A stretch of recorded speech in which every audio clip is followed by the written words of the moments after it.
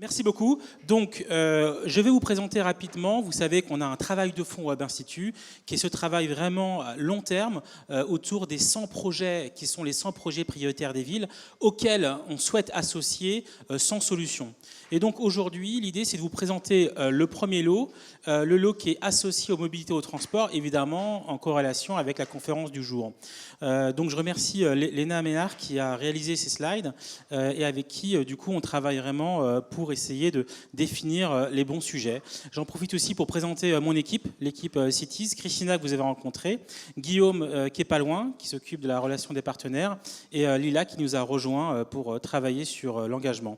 Voilà, donc aujourd'hui on attaque juste le premier challenge, mobilité et transport, et au fil de l'eau à l'année, on aura l'occasion de dérouler sur les 10 challenges des villes pour avoir une vision complète de tout ce qui se passe et tout ce que la prochaine mandature qui arrive dans quelques semaines aura à faire sur le sujet. 3 chiffres pour démarrer.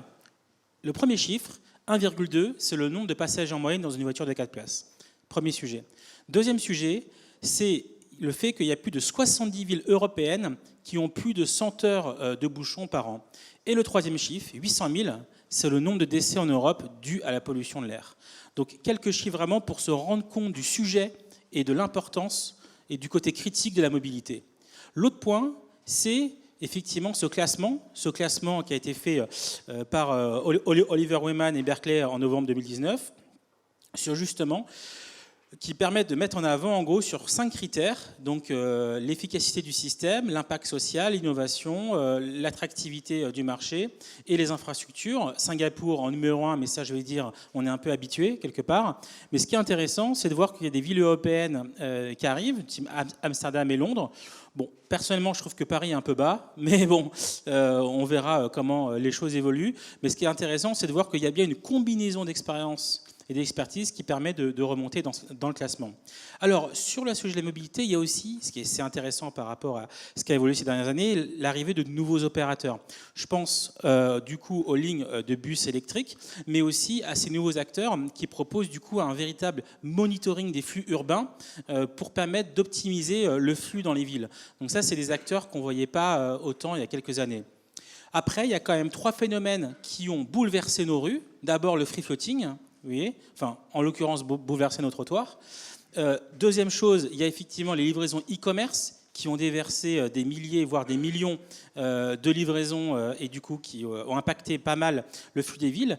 Et troisième chose, les applications de recommandation d'itinéraires qui ont modifié assez fortement le parcours et les flux urbains jusqu'à saturer des villes qui étaient plutôt calmes et pas forcément régler tous les problèmes. Donc il n'y a pas vraiment de solution, mais en tout cas il faut faire face à ces nouveaux phénomènes.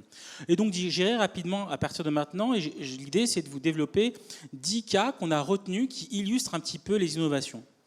Donc tout d'abord, il y a effectivement l'initiative de Paris et puis de la région Île-de-France sur le Véligo, qui est un succès à 40 € par mois et qui propose vraiment une approche, on va dire, assez crédible et cohérente par rapport aux besoins des Franciliens. On va avoir un deuxième cas qu'on a retenu, qui est l'optimisation du parking, avec la startup UpCity, par exemple, à Soissons, qui a mis en place une application mobile et qui permet du coup d'identifier des places de parking disponibles et de, comme on le sait, hein, il y a beaucoup de trafic qui sont en fait un fort pourcentage, à peu près 30% de gens qui cherchent des places. L'idée, c'est de faire baisser ce taux grâce à ce type de dispositif. Là, on a retenu le cas de Keolis, qui, aux Pays-Bas, à Utrecht, a mis en place carrément une application de masse qui va permettre du coup de gérer différents parcours qui soient en gros des parcours donc dans des bus, des réservations de bicyclettes et autres, donc quelque chose d'assez abouti. Ça, c'est une initiative qu'on a bien aimée aussi, c'est justement cette problématique d'aller jusqu'au dernier kilomètre. Et quand on est dans des régions qui sont un peu plus difficiles, et ben, dans l'Hérault, justement, ils ont encouragé une offre de partage et une offre justement pour une offre de mobilité complémentaire pour essayer d'encourager la mobilité partagée. Évidemment, tout le monde connaît voilà, les grands acteurs de la mobilité partagée sur des grands trajets français, mais associé à une région qui n'a pas forcément les meilleurs réseaux de transport, on a trouvé ça plutôt intéressant à partager avec vous. Alors, le sujet de la gratuité, je pense que vous le voyez dans les médias, c'est un sujet qui monte. Dunkerque a mis en place cette initiative. On a d'autres cas qu'on a retenus, qu'on a vus en Malaisie ou qu'on a vus en Italie, où là, ils ont associé la gratuité avec la remise, par exemple, de bouteilles en plastique ou de canettes pour lutter justement contre la pollution et le fait que les rues ne soient pas très propres. Là, en l'occurrence, l'idée, c'est de limiter l'utilisation de la voiture pour l'accès au centre urbain et pour augmenter la visite des quartiers commerciaux et ainsi de suite. On a le cas à Cannes aussi qui a repris le contrôle des parkings et qui du coup les rend gratuits pour encourager les visites du centre-ville. Voilà. Le point numéro 6 sur les véhicules connectés, là on a l'initiative en Floride avec Navia, BIP et donc la région qui permet justement des tests de transport autonome donc, et connecté. Donc ça, c'est une initiative intéressante. On sait qu'il y en a eu d'autres déjà en France et sur différents tronçons. La question, c'est à quand l'industrialisation? Souvent, et dans ce type de cas, on est sur des POC.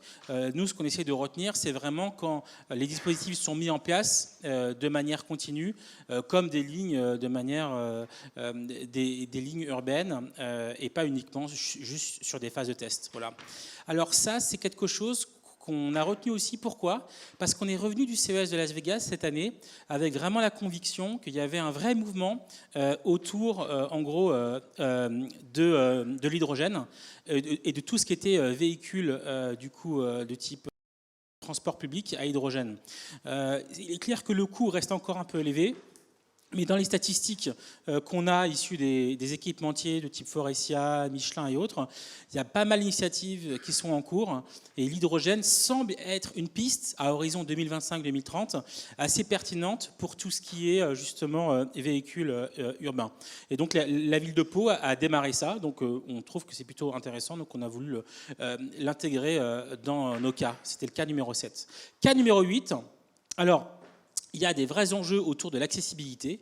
Et donc là, on a retenu la start-up Streetco, qui du coup a plutôt, mais qui l'a fait dans pas mal de villes, intègre du coup des parcours. Et en fonction de votre handicap, ça va vous recommander par quel moyen accéder d'un point A à un point B pour que, en fonction de vos handicaps, vous puissiez y arriver.